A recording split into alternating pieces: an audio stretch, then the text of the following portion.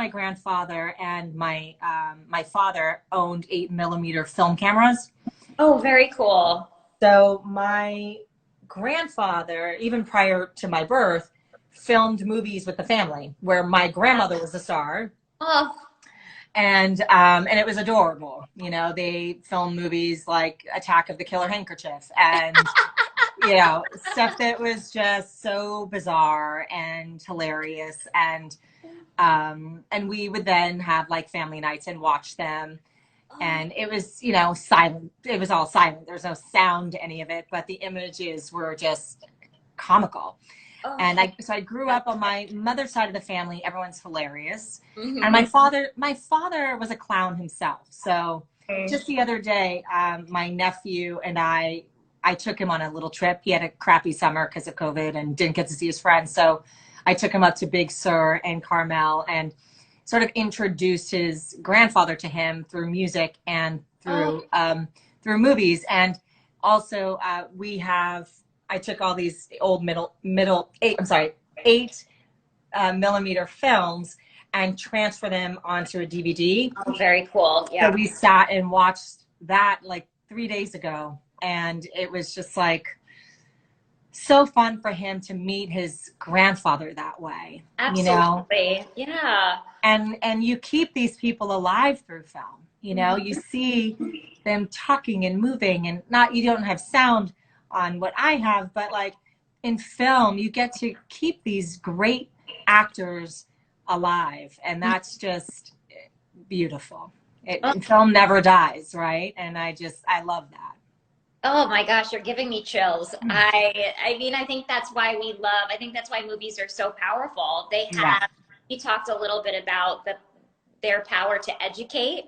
And I think that's why it's so important filmmakers have that responsibility. I think as actors or filmmakers or whatever part you are in the industry, you have that responsibility to kind of understand how much power you actually have to move the needle forward or to tell those important stories or to create that empathy and to make that connection.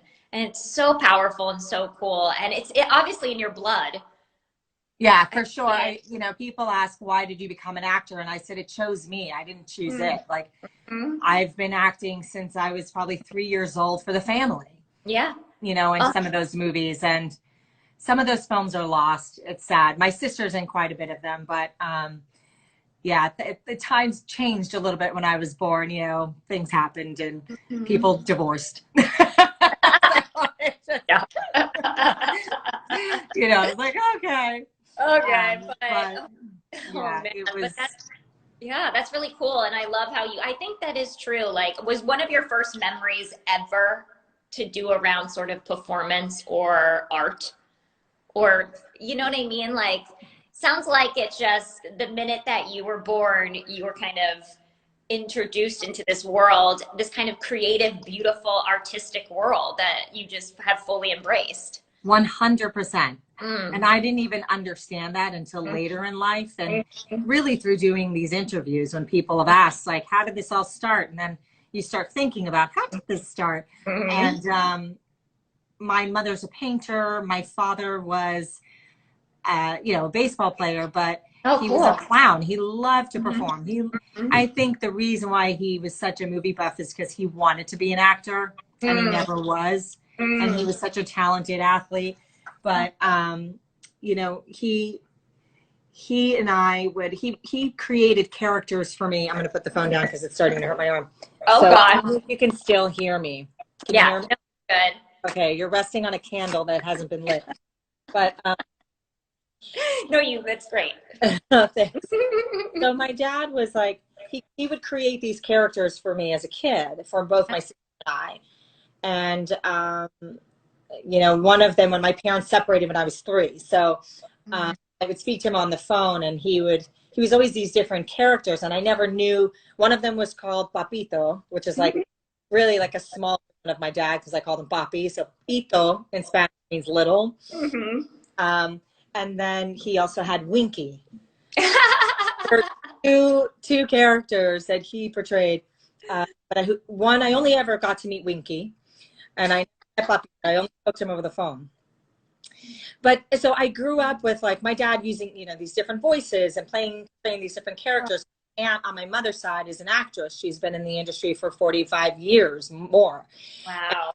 A comedic actress, and she's done fairly well in her career. And so I was always surrounded by art. And my mom was a painter, so you know, and she was an equestrian rider. So we rode horses, we played baseball, we, you know, painted, we acted. I would put on fashion shows and sing for the family, and I would write, you know, poetry, and this was what I grew up in. Oh, it's amazing. It feels like, you know, like art was a very safe space in your household, which is, I think, you know, such a blessing. And I think I love that your dad was a baseball player, but he had such a passion for film. And I think that's what's also really cool about film is that it connects us all, no matter what your background is, what your profession is. It kind of enlightens, it sparks something within us. I think to have those dreams, or to have those, like you said, to escape whatever reality, which is, you know, I think always really cool. Do you remember the first film that you saw? This is tricky, but do you remember the first film you ever saw that you were like, you understood the weight and the power and the emotion that can come from that art form? It was probably E.T.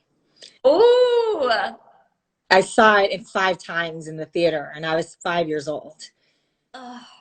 And I loved it so much. And I probably didn't understand happening other than that, you know, an alien, and he's so cute. Yeah.